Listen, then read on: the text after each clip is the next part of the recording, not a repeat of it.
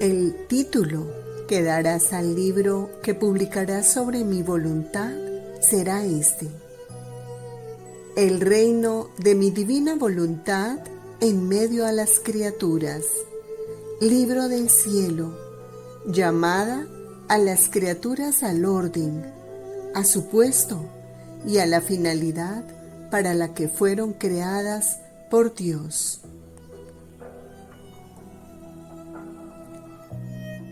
En el nombre del Padre, y del Hijo, y del Espíritu Santo. Amén. 28 de noviembre del 2024. Queridos hermanos, el domingo pasado, el último del año litúrgico de la Iglesia, es como la coronación de todas las otras fiestas y celebraciones, de todos los misterios y actos de amor del querer de Dios. Es decir, la fiesta de Cristo Rey, que la Iglesia finalmente instituyó en 1925, hace ya 99 años, y así se cumplió lo que dice el Evangelio de San Lucas. Jesús añadió una parábola porque estaba cerca de Jerusalén, y ellos creían que el reino de Dios se iba a manifestar de un momento a otro. Y dijo: un hombre de noble linaje, es decir, él mismo, se fue a un país lejano, al cielo, el día de la ascensión, para recibir el título de rey y después regresar. Llamó a 10 siervos y les entregó 10 minas, monedas de mucho valor, diciendo: empleadlas hasta que yo vuelva. Pero sus conciudadanos lo odiaban y mandaron tras él una delegación diciendo: no queremos que éste venga a reinar sobre nosotros. Cuando regresó, después de haber recibido el título de rey, hizo llamar a los siervos a los que había entregado el dinero para ver cuánto hubiese ganado cada uno, etc. Y sigue así la parábola. El Señor reina desde siempre en el cielo, pero aquí en la tierra la Iglesia debía reconocerlo y hacerle reinar. Y así, sin darse cuenta, digamos, le ha dado semáforo verde para que pueda regresar en su segunda venida gloriosa. Y San Pablo dice en la carta a los Hebreos que, habiéndole sometido todo, o sea, el Padre al Hijo, no ha dejado nada que no le esté sometido, y sin embargo actualmente aún no vemos que todas las cosas le estén sometidas, o sea que todavía no reina en la tierra. Con todo, ese Jesús que fue hecho por poco inferior a los ángeles, lo vemos ahora coronado de gloria y de honor. ¿Dónde? En el cielo, a causa de la muerte que sufrió. Pero tengo una cierta sensación que Jesús tiene todavía un pesar, un dolor, porque después de 20 siglos que en el Padre Nuestro le pedimos al Padre que venga su reino, que se haga su voluntad así en la tierra como en el cielo, sus hijos dicen lo que saben, pero no saben lo que dicen. No basta una fiesta litúrgica, aunque sea muy importante, porque el Señor necesita y quiere que su fiesta sea en nosotros, que en nosotros se forme su reino, y así Él se pueda manifestar como el Rey y pueda hacernos reinar como Él y con Él. Nadie va a vivir en una casa hasta que no esté construida del todo y preparada para que se viva en ella. Primero tiene que ser formado el reino suficientemente para que el Señor pueda venir como Rey. Y dice en esta carta a los Hebreos: Cristo, después de haberse ofrecido de una vez por todas para quitar los pecados de muchos, aparecerá por segunda vez sin relación alguna con el pecado, a quienes lo esperan para su salvación. Y dice poco más adelante que Jesús, habiendo ofrecido un solo sacrificio por los pecados, se ha sentado a la diestra de Dios Padre, esperando tan solo que sus enemigos sean puestos bajo sus pies. o sea, esperando el tiempo en que ha de reinar. Y San Pedro dijo, poco después de Pentecostés, lo leemos en el libro de los Hechos de los Apóstoles, y así puedan llegar los tiempos de la consolación de parte del Señor, y Él envíe a aquel que les había destinado como Mesías, es decir, a Jesús, el cual ha de ser acogido en el cielo hasta que lleguen los tiempos de la restauración de todas las cosas, como ha dicho Dios desde la antigüedad por boca de sus santos profetas. Los tiempos de la consolación, los tiempos de la restauración de todas las cosas. Interrogado por los fariseos, leemos en el Evangelio de San Lucas, ¿cuándo vendrá el reino de Dios? Él respondió, el reino de Dios no viene de un modo llamativo, y nadie podrá decir, aquí está o está allá, porque el reino de Dios está en medio de vosotros. Es decir, el reino de Dios es perfecto en Jesús y en María, que allí estaban presentes. A la pregunta de ¿cuándo?, Jesús responde hablando del cómo, lo cual es aún más importante. En efecto, no tiene sentido preguntar cuándo si no se sabe lo que es. Si una persona está dentro de casa, con puertas y ventanas bien cerradas, y pregunta ¿cuándo se hará de día?, la respuesta lógica será ¿y para qué te sirve saberlo si no te interesa la luz? Abre las ventanas y a su debido tiempo te darás cuenta tú mismo. Para el que duerme es lo mismo que sean las 3 de la mañana o las 7 o las 10. Para él no existe el día. No se pasa repentinamente de la noche al día. Entre estos dos periodos largos hay otro, mucho más breve, que prepara y anuncia el día. Primero viene la primera claridad del alba, luego aumenta la luz y es la aurora. Después las nubes lejanas se tiñen de rosa y se encienden los colores y por fin aparece el sol. Pero después aún tiene que pasar tiempo hasta que se note el calor y llegue el pleno mediodía. Quien está despierto asiste a todo eso y sabe que el sol está a punto de aparecer de un momento a otro. El que vive en lo alto, en el monte, lo ve llegar antes de que lo vea el que está en lo hondo del valle. El centinela debe ser el primero que vea llegar al rey para avisar.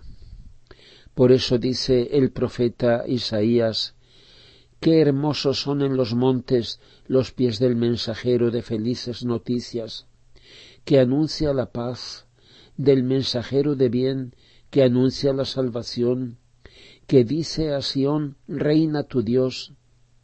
Oyes, tus centinelas levantan la voz, y son tantos los santos, los místicos y videntes de nuestro tiempo. Juntos gritan de alegría porque están viendo con sus ojos el regreso del Señor a Sión.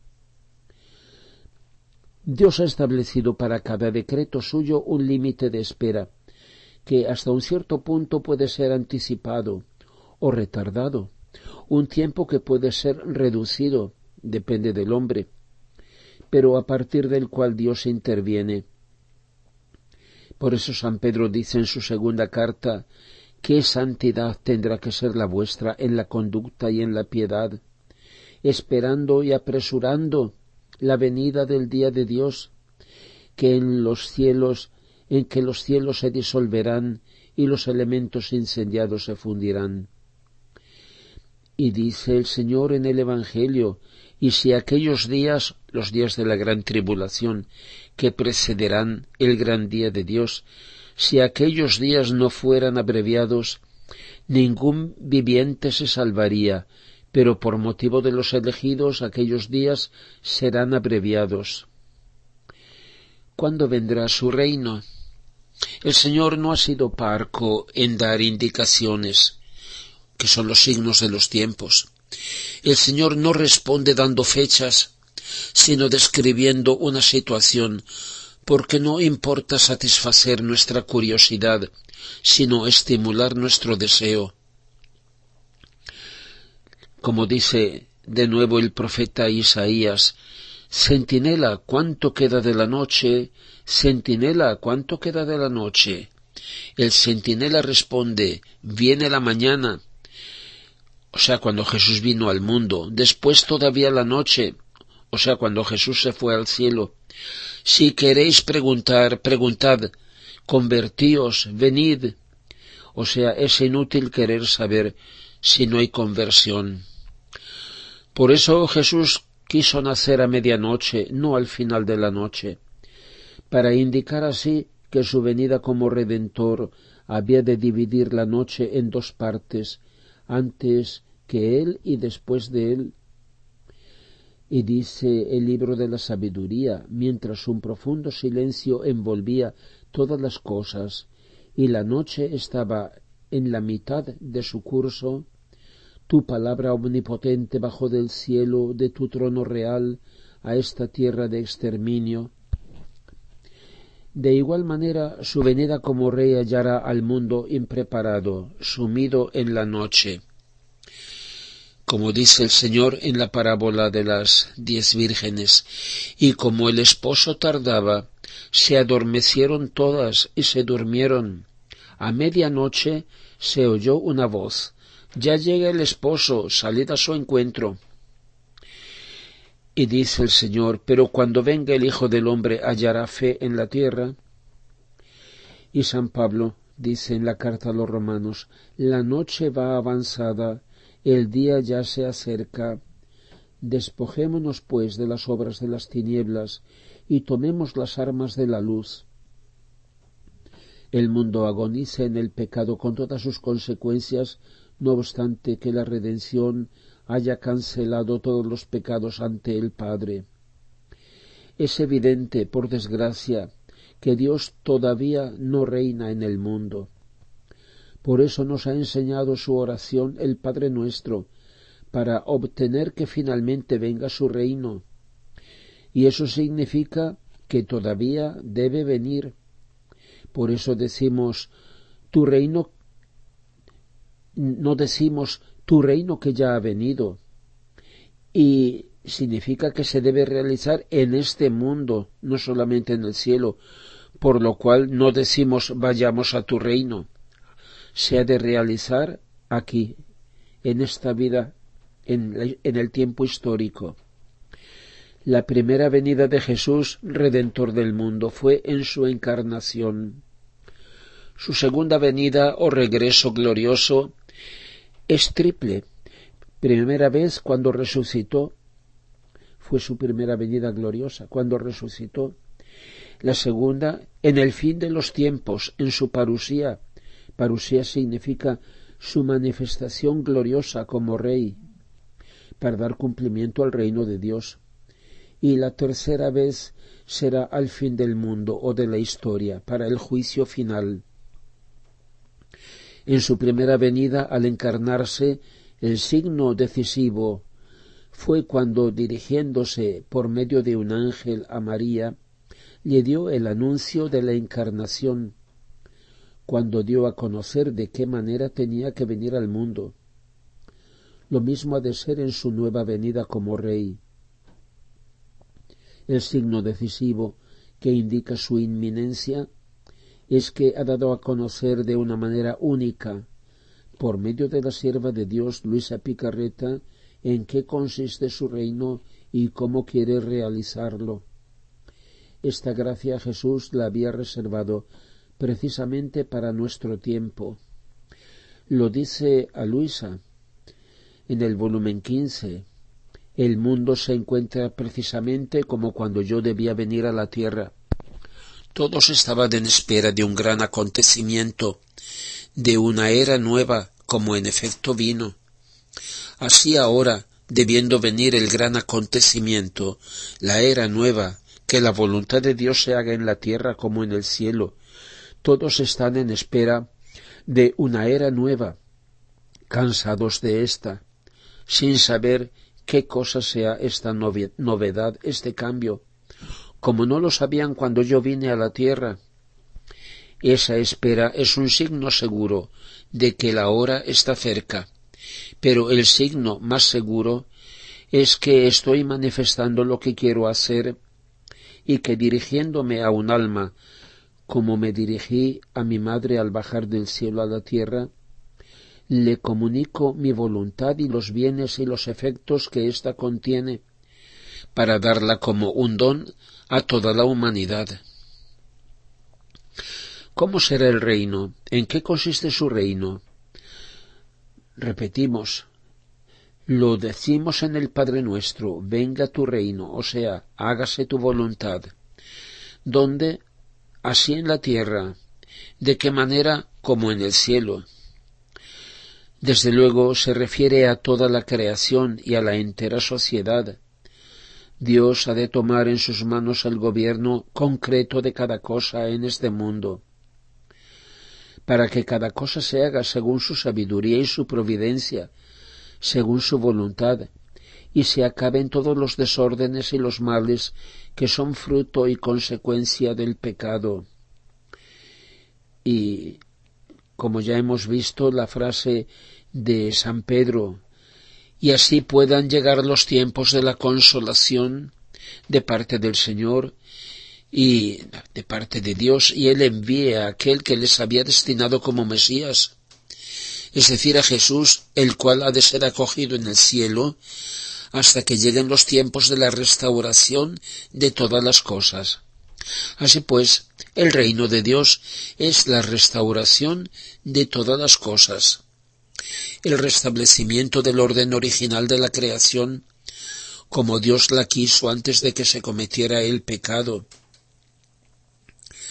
Es como dice en el título que él ha dado a los escritos de Luisa, el reino de Dios el reino de mi voluntad, dice, en medio de las criaturas, libro de cielo, la llamada a la criatura para que regrese al orden, a su puesto y a la finalidad para la que fue creada por Dios. Se refiere aún más al hombre, por tanto, lo dice en el profeta Ezequiel, os aspergeré con agua pura y seréis purificados, os purificaré de todas vuestras suciedades y de todos vuestros ídolos, os daré un corazón nuevo, en vosotros pondré un espíritu nuevo. El corazón es la sede de los sentimientos, pero aún más es la fuente de las decisiones. Es símbolo de la voluntad. Un corazón nuevo, el suyo, su voluntad. El reino de Dios será tener en común con él su voluntad. Será su voluntad actuando en la criatura y la criatura obrando en ella. Y dará un espíritu nuevo, el espíritu de hijos, para poder ser el Padre para sus hijos y los hijos lo sean como es Jesús para el Padre. Y en el volumen 33 Luisa escribe, siento la paternidad divina que con tanto amor me espera en sus brazos para decirme, estemos como hija y padre, ven a gozar de mi ternura paterna, de mis modos amorosos, de mi dulzura infinita, déjame que te sea padre. No hay gusto más grande para mí que poder realizar mi paternidad. Y tú ven sin miedo, ven y dame tu filiación, dame el amor, la ternura.